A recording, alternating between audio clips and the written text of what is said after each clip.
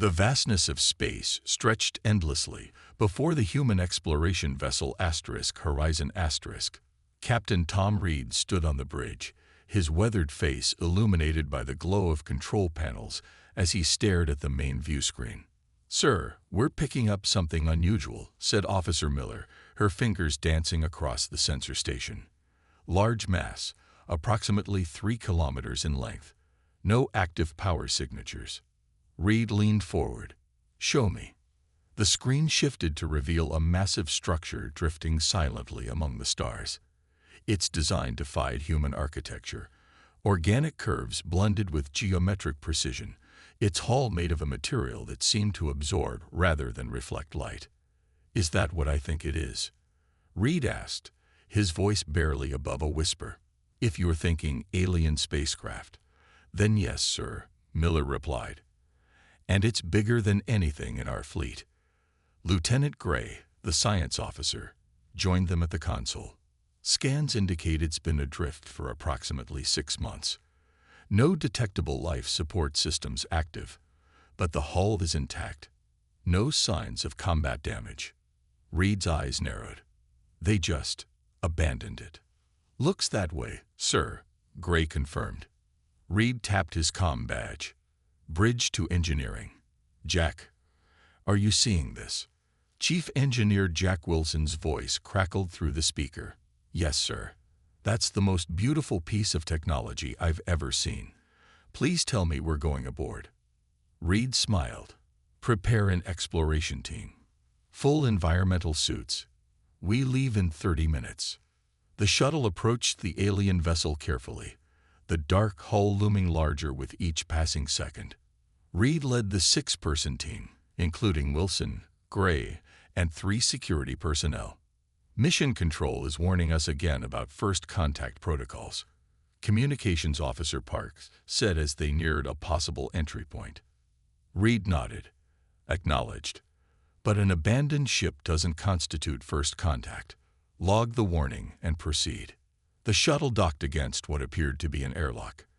After several tense minutes of working with unfamiliar mechanisms, the team managed to gain entry. Their flashlights cut through the darkness inside, revealing corridors that seemed designed for beings similar in size to humans. The air was stale but breathable according to their instruments. "Power's out, but something's maintaining minimal life support," Wilson said, checking his scanner. "Interesting." They moved deeper into the ship, encountering rooms filled with equipment unlike anything humans had developed. In what appeared to be the main control center, Gray found an active data terminal. "Captain, I think these are ship logs," she said, studying the alien symbols. "Our translation program is struggling, but I'm getting fragments." Reed joined her. "What do they say?" "They called this ship the Voidstar*." Gray explained, eyes fixed on her device. "From what I can piece together, they abandoned it 6 months ago after multiple system failures. They called the problems unfixable." Wilson scoffed as he examined a nearby console. "Unfixable? These systems are complex, but not beyond understanding. The power core design is actually brilliant. Why would they abandon such an advanced vessel?" Reed wondered aloud. "Captain," called one of the security officers from a doorway, "you need to see this." The team followed him to what appeared to be living quarters. Personal items were scattered about, suggesting a hasty evacuation. But more notably, there were signs of recent activity. "Someone's still here," Reed said, drawing his sidearm cautiously. As if on cue, a sound echoed from deeper within the ship, a metallic clang followed by what might have been voices. Reed gestured for the team to form up.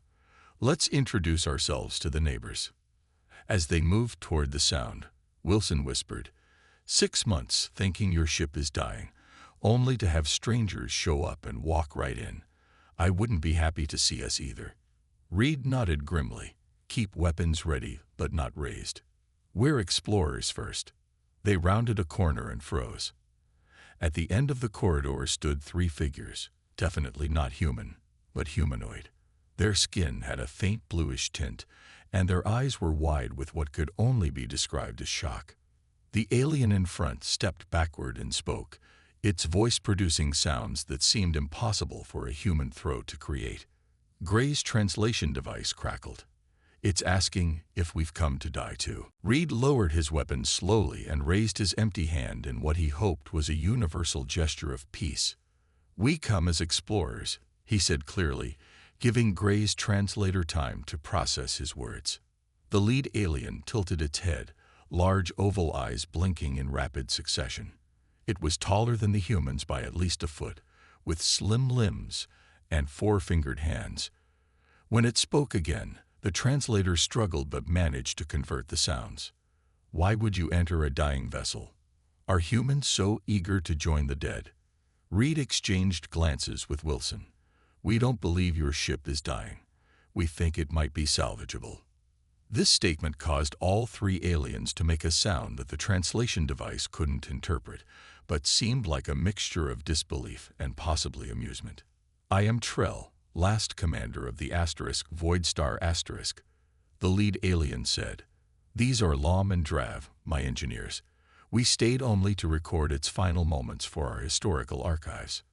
Wilson stepped forward cautiously.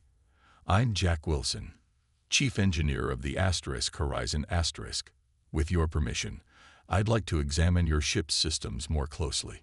Trell made a dismissive gesture. Examine if you wish. 300 of our finest engineers could not prevent the cascade failures. The power core evolution is beyond containment. Evolution. Wilson's eyes lit up with interest, not failure. The distinction means nothing, Lom, the shorter alien, interjected. When a ship's core transforms into something we cannot control, it is a failure. Reed addressed Trell directly. We call ourselves humans. Our species approaches problems differently than yours might. Sometimes fresh eyes see new solutions. Perhaps we could establish a joint examination team, Gray suggested. The aliens conferred among themselves, speaking in rapid tones that the translator couldn't follow. Finally, Trell turned back to the humans. You may try, though it will end in disappointment. We Volteri have mastered space travel for 15 centuries. If we cannot save it, neither can you. 2 hours later, Wilson stood in the massive engine room with his assistant Lopes and the alien engineer Drav. The central column pulsed with a faint blue light, surrounded by equipment in various states of disassembly. This is incredible, Wilson muttered, scanning the core. It's not failing. It's transforming itself. Drav made a clicking sound. Yes, it consumes energy differently now. The conversion algorithms no longer follow established patterns. It will eventually destabilize and implode. Lopes shook her head. Or it might be evolving into something more efficient. Look at these readings. The energy output is actually increasing. Just in wavelengths your systems aren't designed to harness. Impossible, Drav insisted. Wilson smiled. That's our favorite challenge. On the bridge, Reed and Trell watched as Gray attempted to access more of the ship's data systems. Why did most of your crew leave? Reed asked. Trell's large eyes seemed to dim. The Void Star * was our most advanced exploration vessel. When systems began failing, we followed protocol. The safety of the crew comes first. But you stayed behind. Someone had to document its end, Trell said simply. Our historians required a first-hand account. Gray suddenly straightened. Captain, I've accessed the main diagnostic logs. According to this, the primary systems are intact. The Volteri abandoned ship because their power regulators couldn't adapt to the core's evolution, but the ship itself is sound. Reed turned to Trell. Would your people consider a deal? We help repair your ship, adapt it to the new power signature, and in exchange, we share knowledge and technology. Trell's expression was unreadable to human eyes. You truly believe you can save the Void Star *? We'd like to try, Reed replied. Humans are quite good at making the impossible possible. Then we accept your offer, Trell said after a moment's consideration, though I fear you will only learn what we already know. Some failures cannot be reversed. Little did Trell know how differently humans defined failure. 3 days after the initial contact, the Horizon had positioned itself alongside the massive alien vessel. A steady stream of shuttles ferried human engineers, technicians, and scientists to the Voidstar. The ship's cavernous docking bay, once silent and dark, now buzzed with activity. Maria Blake, the Horizon's leading power systems expert, stood at a makeshift workstation surrounded by diagnostic equipment. Her dark hair was pulled back in a practical ponytail as she studied the results of her latest scan of the alien power core. "This isn't failure," she muttered. "This is metamorphosis." Nearby, Trell watched with arms crossed. "You speak of it as if it were alive." "In some ways, it is," Blake replied without looking up. "Your power core uses crystalline matrices that can reconfigure themselves. Our systems are static by comparison." Wilson approached, carrying what looked like a modified human sensor array. "Maria's right. The core isn't dying. It's evolving into something your instruments weren't designed to monitor." Drav, who had been observing silently, made a sound of frustration. "Impossible. The core's radiation signature exceeds safety parameters. All our diagnostics confirm this." Blake finally looked up. "That's because your diagnostics are calibrated for the old signature. The core's changing, but your systems are treating any deviation as failure." She pointed to her screen where complex energy waves pulsed in patterns. "See these harmonic resonances? They're not random. They're stabilizing at new frequencies." Trell and Drav exchanged looks of doubt, but Wilson was already moving to the next station. "Lopes, get me those bypass regulators we modified. I think we can route power through our converters to demonstrate." On the bridge, Reed watched as more human crew integrated themselves with the alien systems. The Volteri officers observed with a mixture of curiosity and apprehension. "Your people work quickly," Lom noted, "but with little protocol. Each seems to operate independently." Reed smiled. "We have a structure, but we value initiative. Different approaches often lead to unexpected solutions." A flash of light caught their attention as a dormant console suddenly illuminated. "Captain," called a technician named Foster, "we've got auxiliary systems online in Section 4. Lom rushed over, mandibles clicking in agitation. "You bypassed the safety interlocks. This could destabilize the entire grid." "Actually," Foster explained, tapping at the controls, "we created a buffer system that converts the new energy frequencies back to something compatible with your original systems." Before Lom could respond, more systems began coming online throughout the bridge. Lights flickered on, environmental controls hummed to life, and data streams appeared on screens that had been dark for months. Reed's communicator beeped. "Reed here. Captain, it's Blake. We've established a stable interface with the core. It's working. The modified regulators are handling the new frequencies perfectly." "Any danger of overload?" Reed asked. "Quite the opposite," Blake replied, excitement evident in her voice. "This core has potential we never imagined." The Volteri abandoned ship just as it was becoming something extraordinary. In the engine room, Blake showed Trell and Drav the modifications her team had made. Cables and adapters connected human technology to alien systems in ways that looked chaotic, but functioned with surprising efficiency. "Your approach is," Trell searched for the word, "unorthodox." "Human ingenuity at its finest," Blake grinned. "We don't always follow the manual." Drav examined a modified power conduit. "This configuration violates at least 6 engineering principles." "But it works," Wilson pointed out. "Sometimes you have to break the rules to make progress." A deep vibration suddenly ran through the ship, causing everyone to freeze. For a moment, fear flashed across the aliens' faces. Then Blake checked her readings and laughed. "That's not a failure. That's the primary propulsion system coming back online." Wilson clapped his hands together. "Ladies and gentlemen, aliens of all species, we have a live ship." Trell's expression remained uncertain. You've restored basic functions, yes. But the Void Star was designed as a vessel of peaceful exploration. What exactly do you intend to do with it? First, Reed said as he entered the engine room, we finish the repairs. Then we show you what this ship is truly capable of. The captain didn't mention the message he'd received from Earth Command, asking detailed questions about the vessel's defensive capabilities. Some revelations could wait for another day. 2 weeks into the restoration project, the Void Star had undergone remarkable changes. What began as simple repairs had evolved into something more ambitious. Human crews worked around the clock, installing new systems alongside the alien technology. Reed stood in what had once been a recreation area for the Valtteri crew.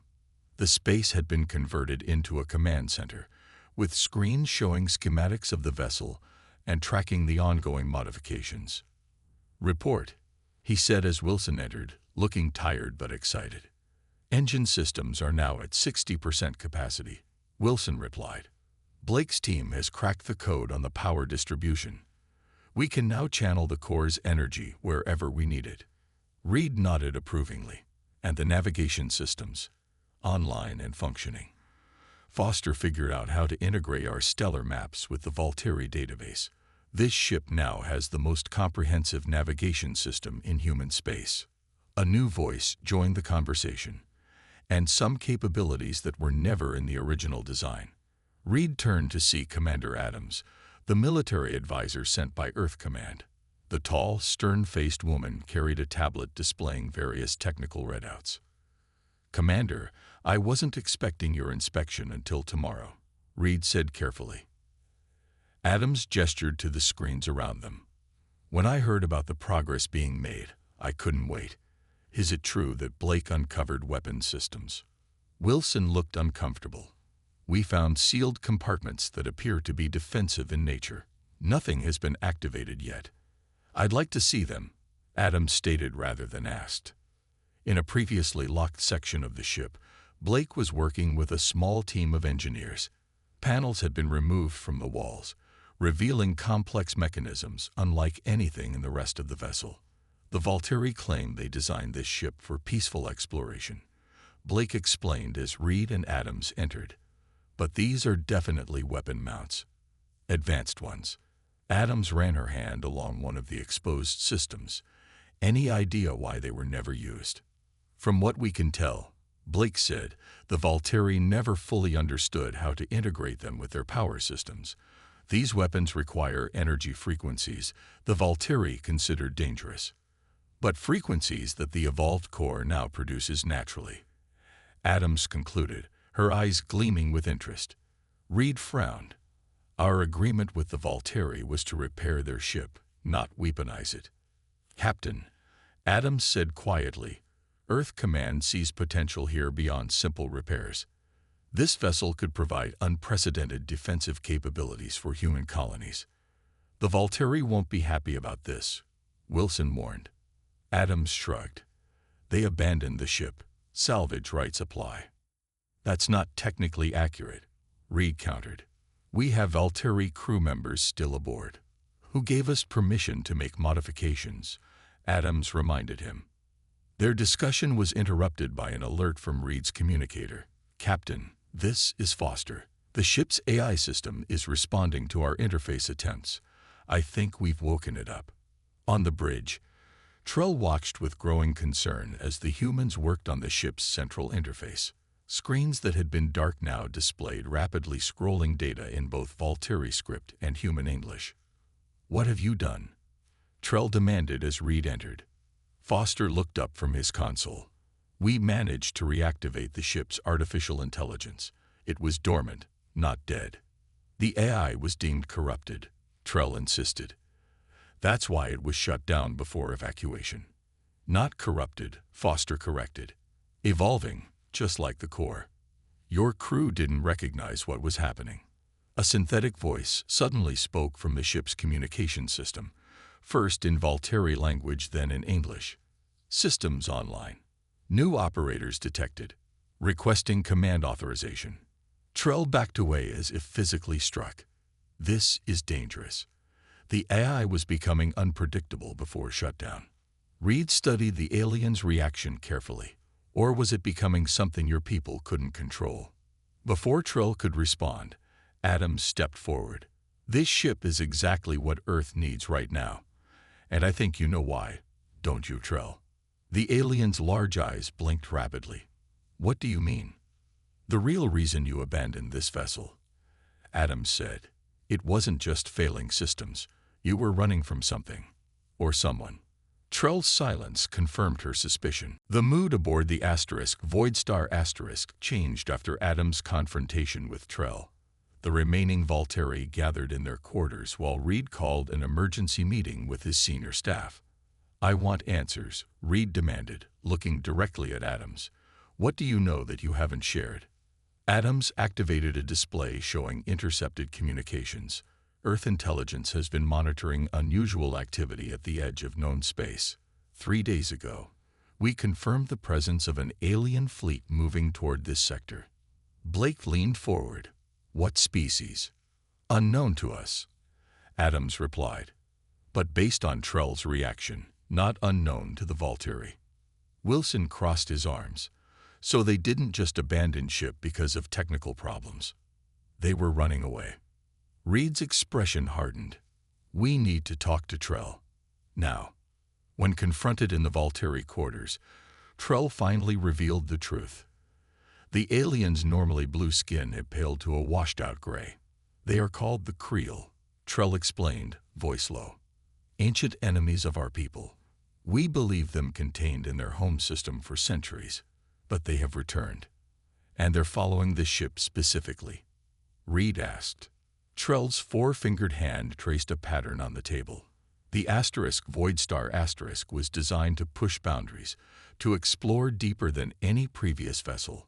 During our final expedition, we encountered a Creel outpost. They detected us before we could retreat. So you abandoned the ship to save yourselves, Adams said coldly. No, Trell stood suddenly. We tried to draw them away. The Voidstar contains data about all Volteri worlds. If captured intact, the Creel would have locations of every colony, every defense system. Our leadership decided the ship must be abandoned, set adrift in empty space, where the Creel would find only a dead vessel with corrupted databases. Blake's eyes widened with realization. You weren't abandoning ship because it was failing. You were trying to make it fail on purpose. Trell's silence was confirmation enough. Reed's communicator chirped urgently. Captain, this is Foster. Long-range sensors are picking up multiple objects approaching at high speed. Definitely ships, definitely not human. How long until they reach us? Reed asked. At current velocity, less than 6 hours. Reed looked at Trell. How powerful are these Creel? Their weapons technology exceeds both Volteri and human capabilities. Trell answered grimly. They are conquerors, destroyers. They leave nothing alive. Adams stepped forward. Then we need to leave. Now, the Horizon can't stand against that kind of firepower. And what about the Voidstar? Wilson asked. We can't let the Creel capture it. We should destroy it, Drav suggested, speaking for the first time. It was our original contingency plan. Reed stared at the tactical display, watching the approaching Creel ships. Then he straightened, decision made. No one's destroying anything, and we're not running. We've spent weeks bringing this ship back to life. I say we use it. Use it how? Blake asked. The way it was meant to be used, Reed replied. Those weapon systems you found, Commander Adams, how quickly can we bring them online? Adams smiled thinly. With Blake's power distribution modifications, hours not days. Captain, Trell protested, you cannot hope to defeat a Creel battle fleet. Maybe not, Reed acknowledged. But they're expecting to find an abandoned, powerless vessel.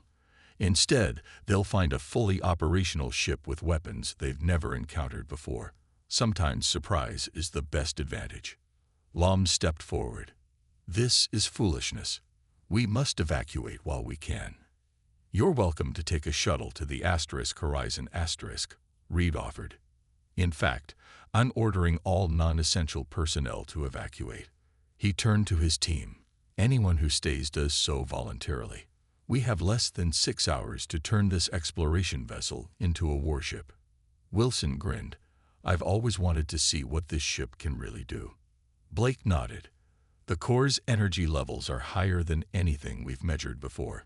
If we can channel that into the weapon systems..." "This is madness," Trell said, but there was a note of something new in the alien's voice, perhaps a glimmer of hope. Reed faced the Volteri commander. "Your people gave up on this ship. We didn't. Now you have a choice. Leave with your crew or stay and fight with us." As alarms began to sound throughout the vessel, the remaining humans and aliens looked at each other, united by a common threat and an impossible challenge. The transformation of the Void Star Asterisk was about to accelerate beyond anyone's imagination. The Void Star Asterisk hummed with frantic activity as the countdown to Creel arrival ticked away. 4 hours remained. Emergency lighting cast everything in a red glow as humans and Volteri worked side by side. Former suspicions set aside in the face of a common enemy.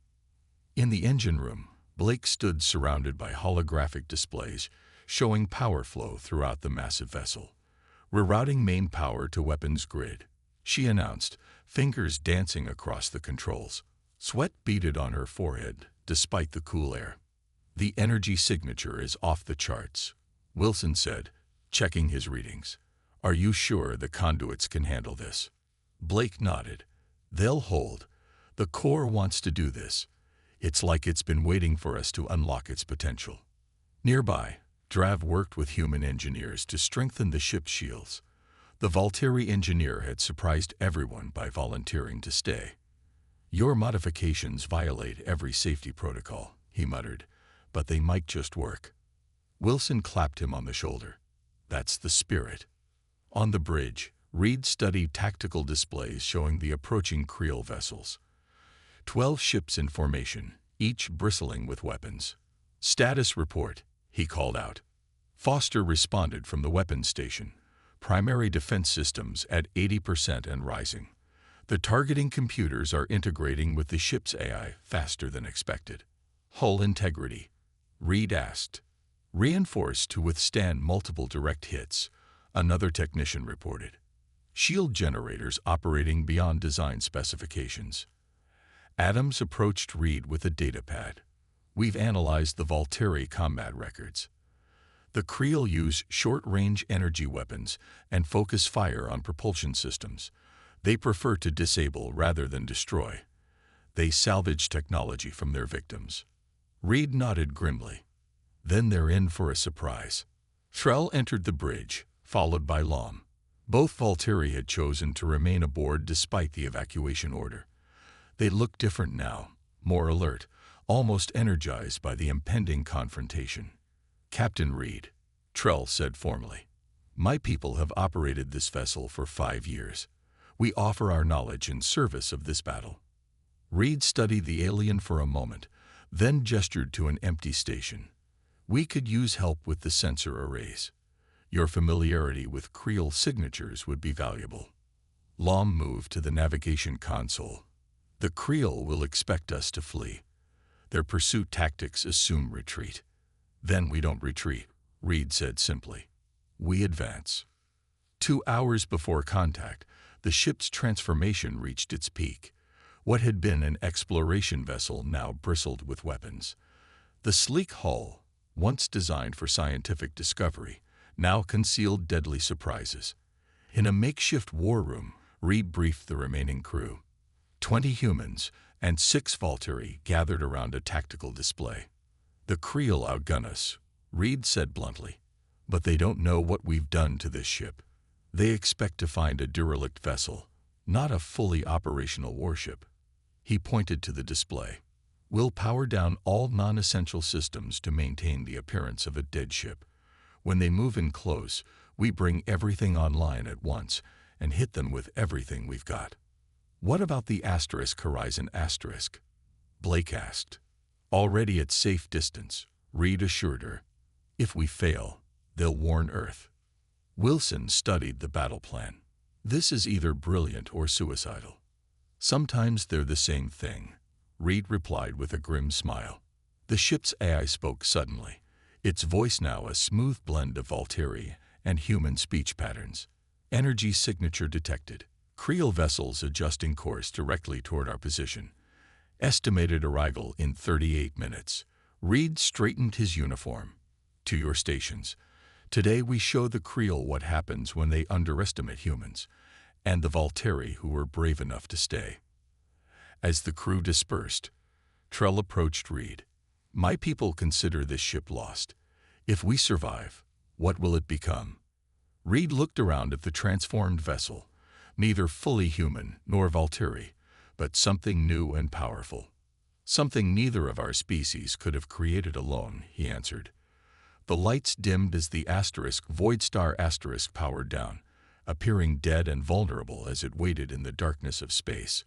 But inside, humans and aliens prepared for a battle that would change the balance of power in this sector of space forever. The hunters were coming, unaware they were about to become the hunted. Silence filled the darkened bridge of the Void Star as the Creel fleet approached. On the view screen, 12 predatory vessels moved into formation around the seemingly dead ship. Their design was aggressive, all sharp angles and exposed weapons arrays, hulls painted in deep red with black markings. Reed sat motionless in the command chair, watching. Only emergency lighting provided dim illumination as the crew waited at their stations. No one spoke. Even breathing seemed too loud. They're scanning us, Trell whispered from the sensor station. Standard Creel pre-boarding protocol. The largest Creel vessel, presumably their flagship, positioned itself directly above the Void Star. Two smaller ships flanked it while the others formed a perimeter. They're launching boarding shuttles, Foster reported quietly. 3 of them. Reed's hand hovered over the activation control. Wait for it.